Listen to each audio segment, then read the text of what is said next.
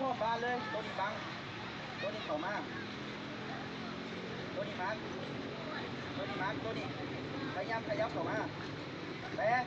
ตัวนี้เข้าอ่านเก็บตัวนี้อ่านเก็บตัวนี้ตัวนี้เข้าอ่านเก็บตัวนี้อ่านเก็บตัวนี้เข้าใจป่ะคาโดไว้แล้วตัวนี้อ่านตัวนี้คาโดตัวนี้เตรียมแล้วขึ้นมาปึ๊บปึ๊บปึ๊บหลังอัดขึ้นมากลางรับแล้วอัดขึ้นมาตัวกลางนี่ปึ๊บพยายามขยับเข้าไปปีกตัวนี้เข้าใจเนาะเข้าใจป่ะแล้วหลั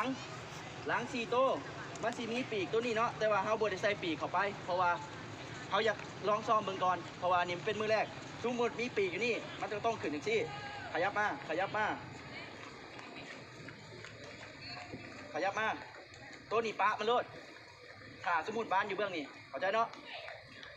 อันนี้มันเป็นคร่าวๆเดียว